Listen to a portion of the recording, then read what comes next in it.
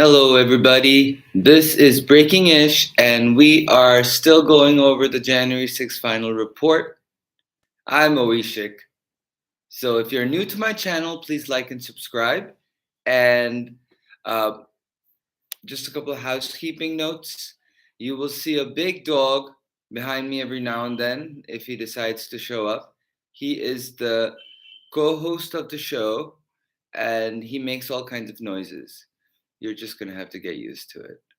Uh, and secondly, I don't go over the uh, the transcripts and the additional material that the January 6th committee released uh, after it released the final report. And that's because there's just an overwhelming amount of information in the report itself.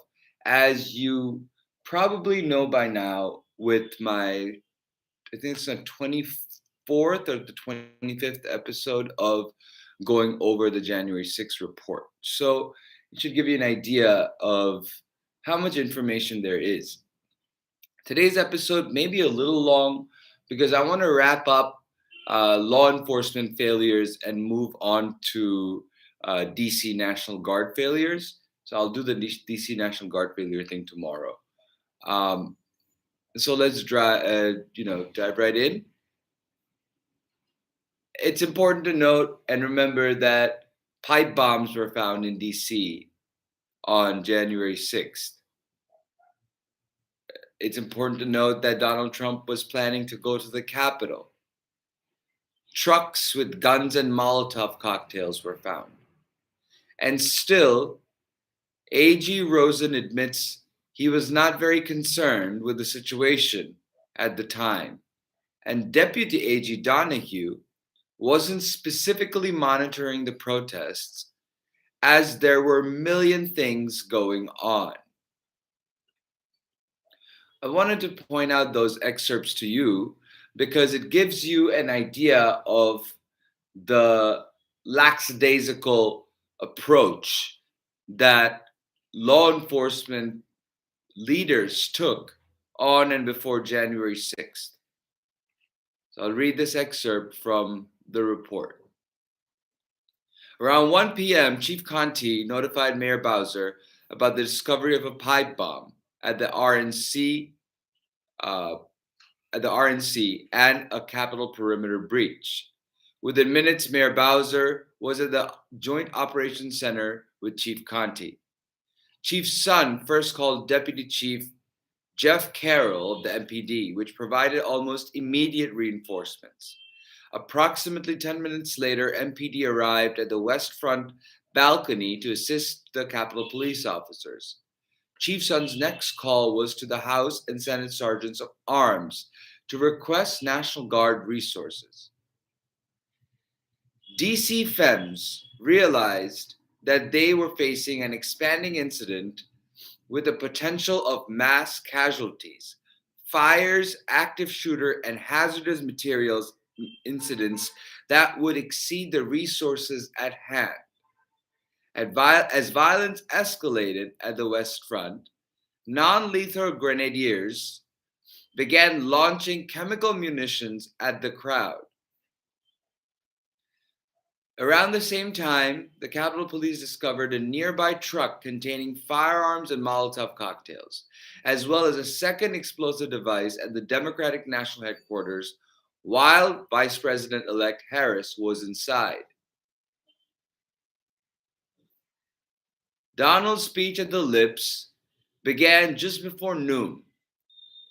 David Torres, head of the United States Secret Service Protective Intelligence Division, insisted that the Secret Service was not listening to the president's speech. However, PID agents monitored the speech throughout. At 12:20 p.m., Farron Paramore, Assistant Director of Strategic Intel and Information, sent an email to Secret Service leadership that POTUS just said that he is going up to the US Capitol to watch the vote and asked whether this is true. Secret Service Executive Kimberly Cheeto responded, "He said it, but not going." to our knowledge. Minutes later, Secret Service warned that Mogul just mentioned in his speech that he would accompany the protesters to the Capitol, with a note that Torres requested this be sent for awareness. At 1:14 p.m., Joint Operations Center sent an email designating a response team to accompany the president in his march to the Capitol per his announcement. Multiple reports of armed individuals with various weapons and malicious intent. Be on your guard. That's what they were saying internally, right? But still, there just wasn't enough for them. Around 1 p.m., Chief Conti notified Mayor Bowser about discovery of the pipe bomb in the RNC. Mayor Bowser was at the Joint Operations. I just read this part. And Chief Gallagher recalled that it started to really unfold into an investigative, heavy on the investigation of let's pull out the cameras. Let's try to get an image of the pipe bombs. So we were coordinating all of that type of response that was from our investigative division, not including those in the command center. The incidents would require the response of 34 Capitol Police personnel with additional assistance provided by FBI and ATF. Rosen admits that he was not very concerned with the situation at the time because it was early, but at least the initial report was crowd size doesn't appear to be unexpected and the conduct so far is okay. He had only watched the end of the president's speech. It was early afternoon before DOJ senior leadership began to realize the extent of what was occurring. Acting Attorney General Donahue remembered hearing protesters outside the Department of Justice marching down Constitution, going from the ellipse towards the Capitol in the late morning, early afternoon, but wasn't specifically monitoring the protests as they were a million things going on. Yeah, you have a protest and an unauthorized movement with no permit movement from the ellipse to the Capitol via Pennsylvania Avenue, as ordered by Donald Trump at the ellipse speech. But neither were you monitoring the speech, nor were you monitoring what was going on the ground. But apparently you were in the leadership. You understand how derelict these people were. Government officials, as senior as General Milley, did not understand the nature of the impending threat. They didn't assemble a quick reaction force. They didn't think guard support was necessary and waited until 2 days before January 6th to set up a security operations center. On January 4th, interagency call with the same group, acting Deputy Attorney General Donahue made the DOJ's role clear. It would take the lead in certain areas of responsibility, although he stressed that the DOJ was never designated lead federal agency and could not serve in that capacity. Remember in the last episode, I talked about how the leadership failed to come to a consensus on that? On the evening of January 4th, the FBI established a Strategic Information Operations Center at the FBI headquarters, which became operational on January 5th. They established a Strategic Information Operations Center 2 days before the insurrection. Unlike the previous summer's civil protest, defense did not have a representative at that Strategic Information Operations Center. All defense officials who were interviewed by the Select Committee, however, believe that the DOJ agreed to take and may have even been assigned by the White House to take the lead coordinating role.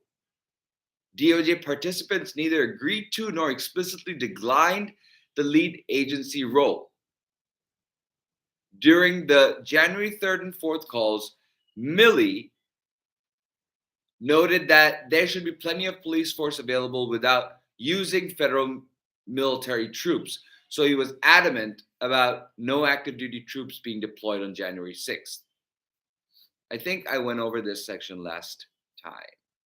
I don't exactly remember. Yes, I did.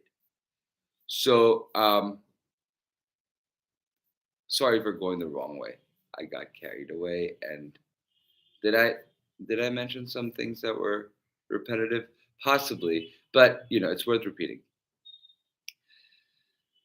Capitol Police Chief Sun is the ostrich who kept his head in the sand for a little too long.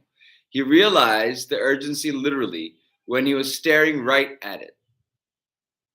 What's the point of intelligence divisions in these law enforcement organizations if they're not going to utilize it? Sun was concerned when the explosive device was discovered near RNC headquarters, but did not then believe there was a need to change the Capitol Police's operational posture. Minutes later, when a large group of riders approached the outer west perimeter of the Capitol, Chief Sun raised the alarm and began to reposition his officers. When we looked up and we saw them approaching the officers that were standing, right there on the barrier, I looked over to Chief Thomas and said, Chad, where's CDU? Get CDU down here now, right? So when he saw it with his own eyes, he realized alarm. When they were at the damn door, any other time, they could have come up with this assessment in the 2 months that they were getting, an avalanche of tips. Nah, it just wasn't worth their time. Security officials were woefully unprepared for the insurrection, and that the discovery of the pipe bombs was enough to derail their entire thinking process and operational strategy. But the pipe bombs were completely in sync with the intelligence they were getting for weeks. At 1:28 p.m., Capitol Police requested AOC deliver 400 additional bike racks to that's architect of the Capitol, to leave bike racks to the eastern front to serve as protective barriers. Even the riders were using bike racks as weapons. The pipe bomb discovery at the DNC prevented the architect of the Capitol from delivering them. So, they were caught off guard and unprepared at every turn. They were hamstrung. They in many ways they hamstrung themselves. So I don't understand how you could see it any other way. If security officials had taken the warnings coming at them for weeks seriously, they would have expected Donald Shadow Army to behave exactly the way they did. But because they placated and didn't set up centralized operations until the day before, they weren't ready. It's that simple. It's just that simple. Chief Gallagher was surprised that the violence had escalated so fast. Well, he wouldn't be if he was paying attention. The amount of violence that immediately took place when that crowd of 30, 35,000, whatever the number that was estimated to come was, that did caught Capitol Police and all our partners a little off guard with how violent they were and how quick they were. It's because they've been planning it and they've been doing it openly, and authorities decided to ignore it. That wake-up call, that little off guard, was because they were unprepared, not because they were prepared and on guard. At 1:49 p.m., DC Metropolitan Police Department Commander Glover declared a riot on the western front of the Capitol. Cruiser 50, we are going to give riot warnings. We're going to give riot warnings. We're going to try to get compliance, but this is now effectively a riot, Commander Glover yelled into his radio. 1349 hours declaring it a riot, dispatcher responded, which allowed a change in the type of equipment the Metropolitan Police Department could use in responding to the violence. I remember this, like in near real time as it was happening, that the dispatch was calling it a riot, and reporters were sounding it off and letting people know. And I remember, dispatch calling it a riot. and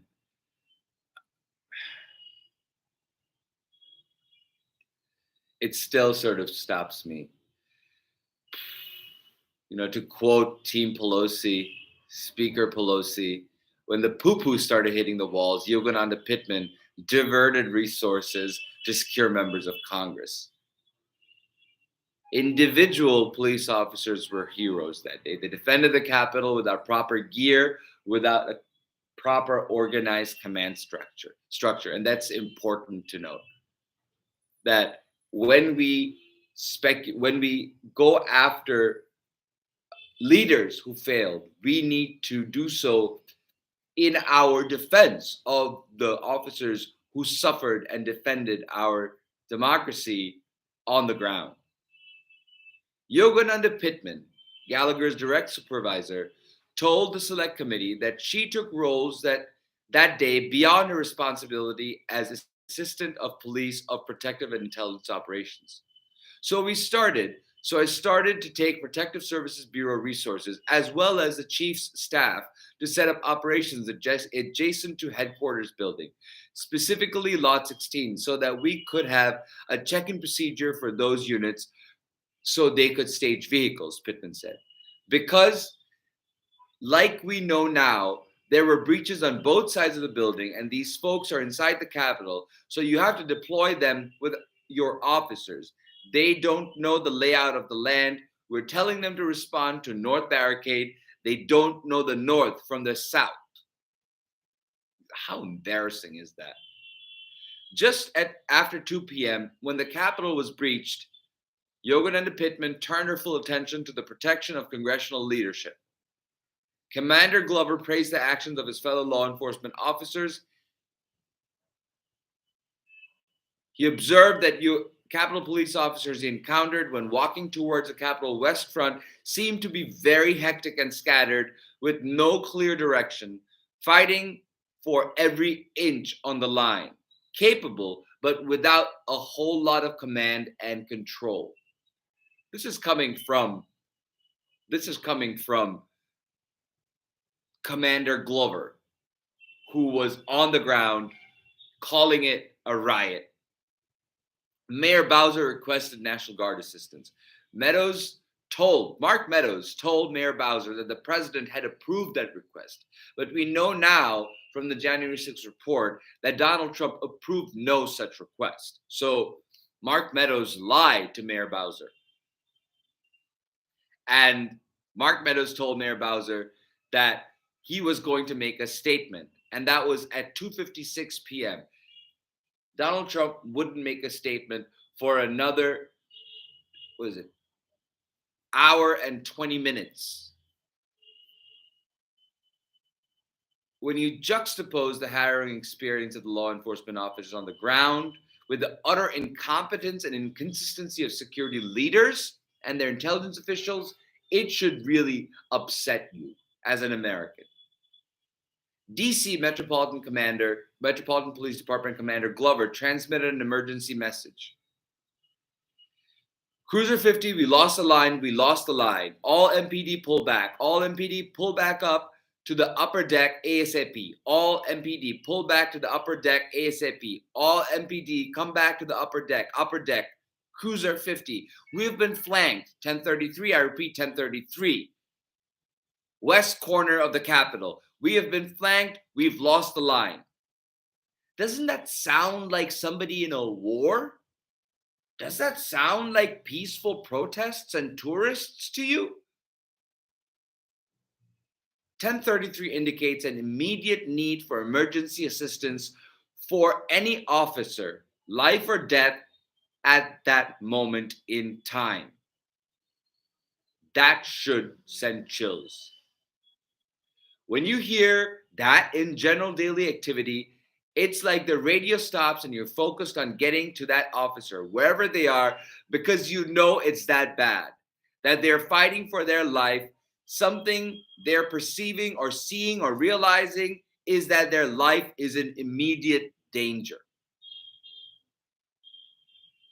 Donahue left Rosen's office to go to the FBI Strategic Information Center across the street. Before he left, Donahue remembers someone telling him Capitol Police say they don't need help at this point. They've got it covered. Who was that someone? Who from the FBI's Information Operations Center was telling leadership when they had declared it a riot that Capitol Police didn't need help? That's something we need to know. That's something that authorities need to learn about. That's something Jack Smith needs to know about. That's something that the American people have a right to know. The committee's report findings confirm that Mayor Bowser did everything in her power. I can't imagine how frustrated, how anxious she must have felt when this insurrection was endangering her city.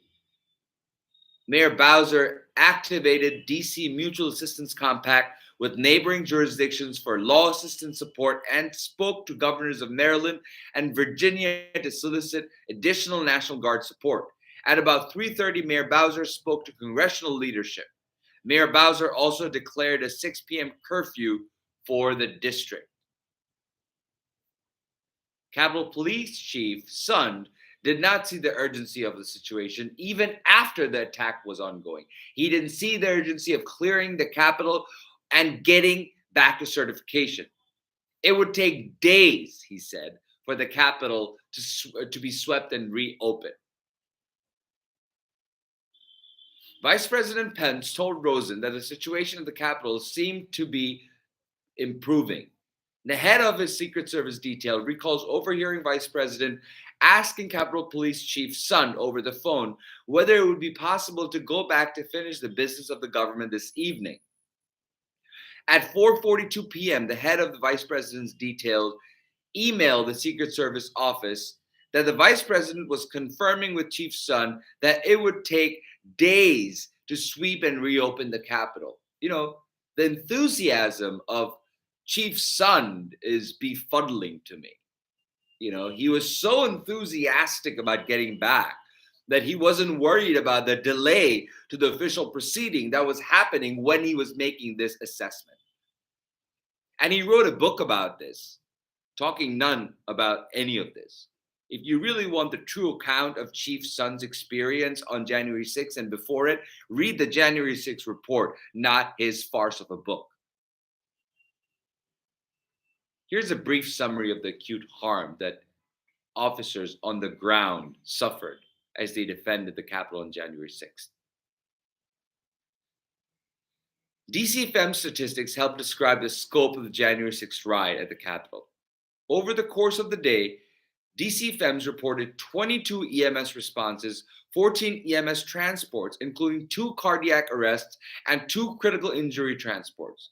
There were an estimated 250 injured law enforcement officers from numerous agencies. 140 Capitol Police officers reported injuries. 5 officers who were at the Capitol on January 6th died in the days following the riot.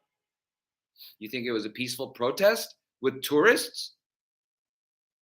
5 police officers who were at the Capitol on January 6th died in the days following the riot. Authorities were in possession of multiple streams of intelligence predicting violence directed at the Capitol prior to January 6th. It should have been sufficient to warrant far more vigorous preparations. The failure jeopardized the lives of police officers.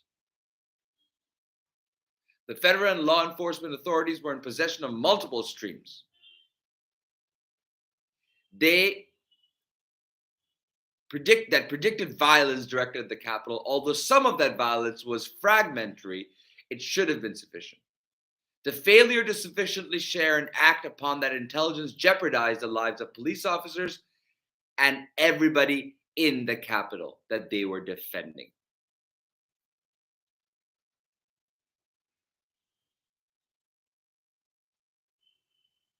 The best defense, and this is the committee talking, while the dangers of the Capitol posed by an armed and angry crowd was foreseeable, the fact that the President of the United States would be the catalyst of their fury to facilitate the attack was unprecedented in American history.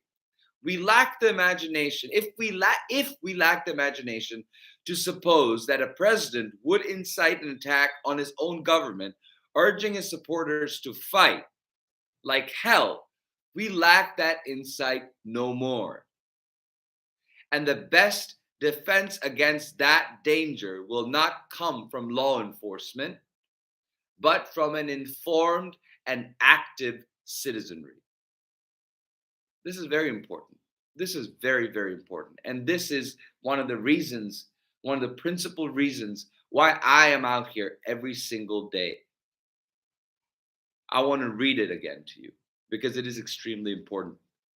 While the danger to the Capitol posed by an armed and angry crowd was foreseeable, the fact that the President of the United States would be the catalyst of their fury and facilitate the attack was unprecedented in American history. If we lacked the imagination to suppose that a president would incite an attack on his own government, urging his supporters to fight like hell, we lack that insight no more. And the best defense against that danger will not come from law enforcement, but from an informed and active citizenry. But I'd like to add that a well coordinated and trained security apparatus that knows the limits of free speech and can assess intelligence about domestic security threats would definitely help, you know, because an active and informed citizenry was constantly sending these tips to the DOJ, to the FBI, to anybody that would listen through the tip lines, through the social media channels that were available. Yet, the security apparatus did not take heed. The law enforcement did not, leadership did not take heed to those warnings. It's important to note this. And that concludes the failures section of the police, the law enforcement. I will address the National Guard lapses of judgment from the next episode onward. So if you have any questions, please let me know. I'm going to check the chat now. Hey, Deb, thank you for being here. If you're new to the channel, please like and subscribe. I rely on your support. So I think it's prudent for me to leave it there. You know, be informed, be active, because our republic depends on you. And these lapses in security officials' judgment cost the lives of police officers. This lack of preparation made the riot much worse. And it is, for me, angering, frustrating, infuriating that Chief Sund wasn't aware of what was happening exactly until it literally was in front of his face. People who are this deliberate or this literal in their understanding of the world don't belong in positions of authority. Anthony, hello, you're new to the channel. Thank you for being here. I honestly don't have anything from the report to say that the lapses were planned, but the report, if you read the appendices, it shows a willful disregard of information that was right in front of them. So I understand how somebody would draw that conclusion that the lapses themselves were planned. It was such a horrendous planning strategy that these bureaucratic leaders in positions of power were enacting, that it would also it was the ineptitude would seem planned, but nothing really shows me yet that it was planned.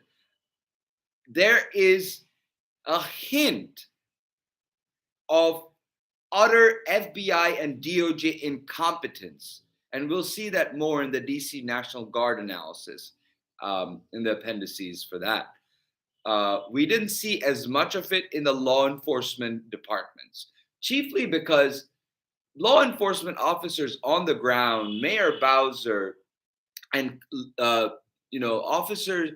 police officer commanders on the ground did their job to the best of their ability. They covered for their leaders. And I see that even today. I see officers who are on Twitter and on social media coming out and speaking well of Chief Sun. Well, honestly, if you read the January 6th report and you get to this appendices, you will realize that you have much more cause to be extremely upset at Chief Sun for his lack of an understanding of the threat. I don't understand how somebody can get to that level of leadership and still be so incompetent. My anger and ire towards the military and General Milley and other generals of the National Guard and leadership at the Department of Defense will come tomorrow and the days following when I cover that section. But for now, you have to ask, what were the sergeants of arms of the Senate and House doing? What was the architect of the Capitol doing? What was Chief Sun doing? Because Metropolitan Police Department did their job. DC Metropolitan Police Department did their job. They assisted Capitol Police, and they were on the scene in less than 10 minutes of being requested. Capitol Police officers on the ground did their jobs. 140 Capitol Police officers were injured. Dozens and dozens of other department police officers were also injured. But why, and we'll learn this in the next episodes, while this was ongoing, National Guard leadership was still contemplating whether to send National Guard, and they were still adamant that National Guard people not have civil disturbance unit gear like batons. And you have to wonder, like Anthony pointed out, were the lapses planned? I don't blame anybody who would speculate to say yes, because the evidence is of such gross incompetence and negligence on the part of leadership in these police departments that it is easy to draw the conclusion that the lapses were planned. But doing so does a disservice, I believe, to the officers who were on the ground, to the commanders who were on the ground, who held the line, reformed the line, and evicted insurrectionists from Capitol grounds. So I am, for their sake, withholding on the conjecture that the lapses were planned. But they sure as hell look like they were planned, don't they? I mean, they didn't take it seriously. They were put off guard. I mean, if people like me sitting on the other side of the world weren't put off guard by what was happening, if we were predicting this weeks in advance in a very specific manner, we weren't taking specific names other than Donald Trump and his, public faces. But those public faces were conducting overt act after overt act after overt act to the steps of the Capitol, to the rotunda doors, like Alex Jones did. And then Ali Alexander did. And then once the door was breached, they just scuttled out of there. How much more overt can you be? You raise $3 million for Stop the Steal rallies. You get people there. You rile them up. You say fight. You take them to the breach point, and then you see the breach happen, and then you leave.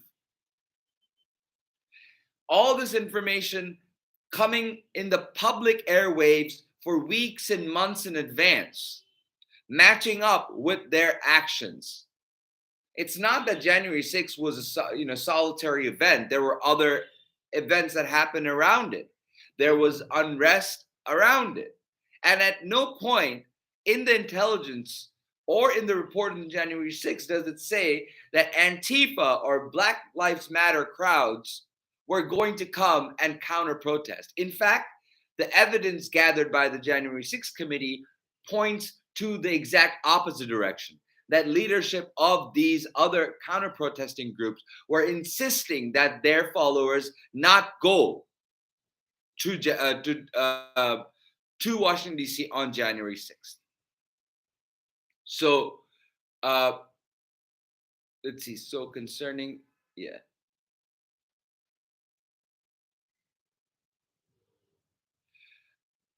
Deb, I don't know if there were external forces. We don't know that.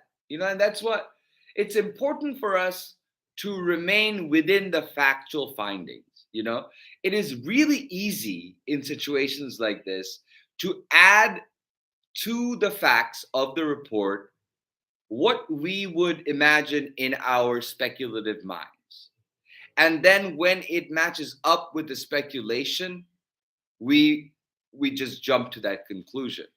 It's important for us as citizens to be informed and not draw those conclusions unless there are points where we hear that we got information. For example, the external force that you are talking about here, Deb, in terms of law enforcement, Mark Meadows is an external force. So when Mark Meadows lies to Mayor Bowser that the president had already approved the request of the DC National Guard, when we know that nothing of that sort was true, we will learn that in the next section of DC Guard failures, you see an inconsistency there. And that makes you say, okay, there could be an external force here. But the external force is Mark Meadows. We know who the external force is, right? We know that there were tacit, I call it a tacit order. It wasn't an overt order. It was a tacit direction that Donald Trump wanted National Guard to protect him and his supporters when he marched to the Capitol, right? And that tacit ordering, directive to leadership of National Guard stalled them.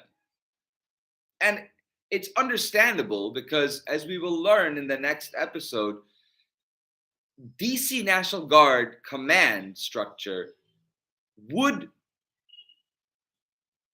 compel these leaders to stop when the President of the United States gives a directive, whether that be a formal order or just an informal flyby like Donald Trump did. So the external forces of how intelligence was gathered and operated, and those operations, the external force that you're talking about that was coercing and sending wrong information and lying to Mayor Bowser, it was Mark Meadows. And I would assume that would be at the direction of his boss. He was the chief of staff for the President of the United States at the time. He was Donald Trump's seditious switchboard operator at the time. So that would be an external force that I would look at. That would be somebody who I would consider a semi-external force, lying to Mayor Bowser on the other hand, not approving the request of National Guard on the other hand, and therefore creating this disinformation, this miscommunication chaos that would have hamstrung the National Guard and security apparatus even more. But whether there were external forces outside of that, The report doesn't mention anything of that sort. And when we get to the appendix about the Russian influence, we will see at least what the January 6th report found was the extent of their influence, you know? So I wouldn't blame shift quite yet. I would focus on what we know. It's important for us to do that because otherwise we go into territory of creating conspiracy theories. And at this time of our society's history, it is uh, important and imperative for all of us to mind conspiracy theories and veer away from them. You know, that is what it means to be informed.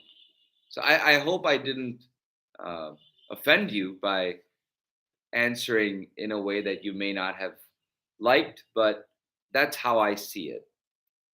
Uh, any more questions, comments? I don't see any. So, again, if you're new to my channel, please like and subscribe if you like this discourse and dialogue and discussion that we had. And please come back again. I'll probably start again around the same time at 9 p.m.